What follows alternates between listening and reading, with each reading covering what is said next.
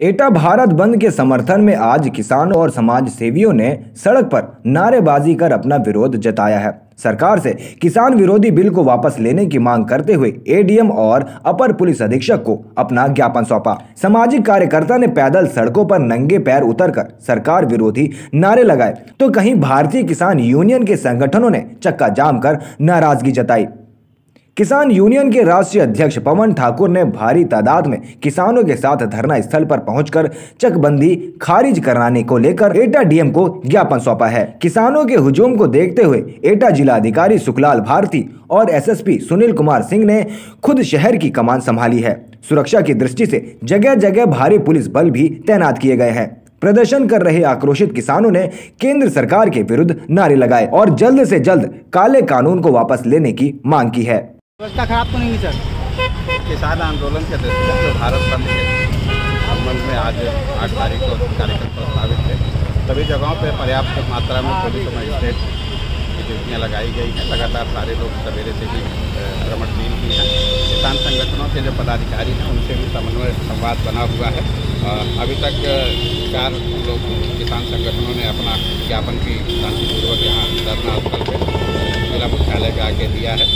कुछ अन्य लोग भी अपना ज्ञापन तहसील मुख्यालयों पे दिए हैं। शांति व्यवस्था कोई समस्या नहीं है। आम दिनों की तरह ही बाजार भी खुले हुए हैं। मंडी में मंडी या दूसरे अन्य प्रतिष्ठान भी खुले हुए हैं। मिठाई की दुकानें, रोडवेज बसें या अन्य जो भी आवागमन के साधन हैं वो निरंतर चल रहे हैं। कहीं किसी तरह का कोई व्यवहार नहीं है। तो सभी के सहयोग से शांति व्यवस्था स्थापित की जाए। यातायात की क्या स्थिति है सर? यातायात बिल्कुल सामान्य तरीके से चल रहा है और सभी के सहयोग से रोजमर्रा की तरह ही आम जनजीवन कर रहे थे लगातार चालू। प्रशासन कब तक की गई है? अभी तक पूरे जनपद में शांति व्यवस्था बनी हुई है। हमारे सारे मजिस्ट्रेट इसमें एडीएम और एसपी वो भी लगे हुए हैं। हमारे तीनों एसडीएम और सीओ अपने अपने चीज़ में भ्रमणशील हैं। कप्तान साहब हम लोग भी बल लगातार भ्रमणशील हैं। अभी तक पूरे जिले में शांति व्यवस्था बनी हुई है।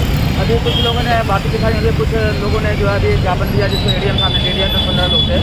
अभी तक कोई दिक्कत नहीं है। पूरी तरह शांति व्यवस्था पूरे जनपद में बनी हुई है।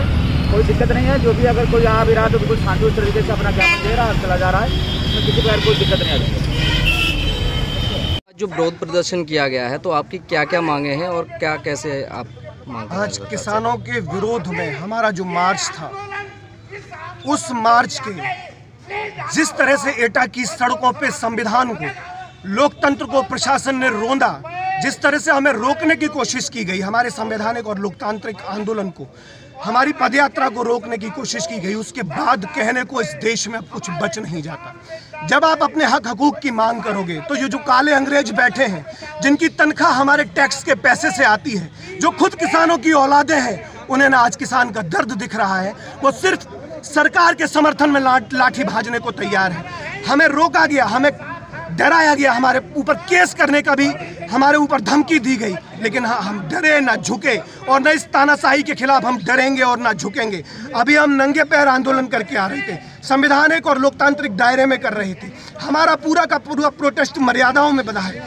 इसमें न किसी सरकारी खजाने की हित हो रहा है, ना कोई ऐसी क्षति हो रही है जिससे सरकार को क्षति हो, लेकिन किसानों की जायज़ मांग को मानने की सरकार पूरी तरीके से निजीकरण करना चाहती है। किसान के खेत को अंबानी और अडानी की गोद में झोंक देना चाहती है। उसके खिलाफ, उस निजीकरण के खिलाफ, इन काले अंग्रेजों के खिलाफ हमारी धरना है, हमारी क्रांति है। दिल्ली को चारों ओर से किसानों ने जिस तरीके से बंद कर रखा है, ये इस सरकार को संदेश है, या तो वो अपनी अकड़ को और तानाशाही को कम कर ले और जिलों में बैठे, प्रदेश में बैठे जो आका हैं, इनको ये सीधा सीधा संदेश है, या तो अपनी तानाशाही और अकड़ को कमजोर कर लें, नहीं तो आपकी जेलें कम पड़ जाएंगी। हमारी पीठ तुम्हारे डंडों से डरने वाली नहीं है, तुम्हारी गोलियों से झुकने वाली नहीं है। हम इंकलाब के लिए लड़ रहे हैं। जंग आज़ादी की दूसरी लड़ाई में हम किसानों के साथ हैं, मरते दम तक रहेंगे। इंकलाब! आज जो आपने ज्ञापन सौंपा है डीएम साहब को, क्या क्या आपकी मांगे थी और क्यों दिया? ज्ञापन में हमने मुख्य रूप से मांगा है कि सरकार एमएसपी पर कानून बनाए।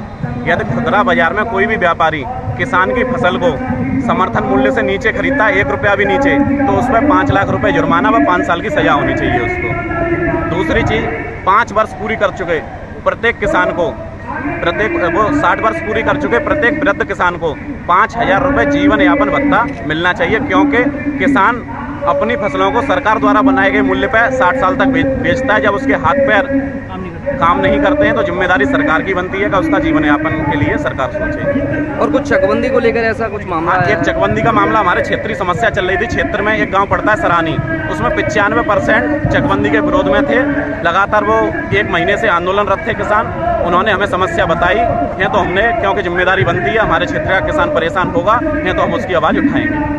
तो क्या आश्वासन दिया अधिकारियों ने? चकबंदी निरस्त का आश्वासन दिया। जिलाधिकारी ने कहा है कि चकबंदी नहीं होगी जब गांव का 95% किसान खुली वोटिंग के आधार पर चाहता है कि चकबंदी न हो।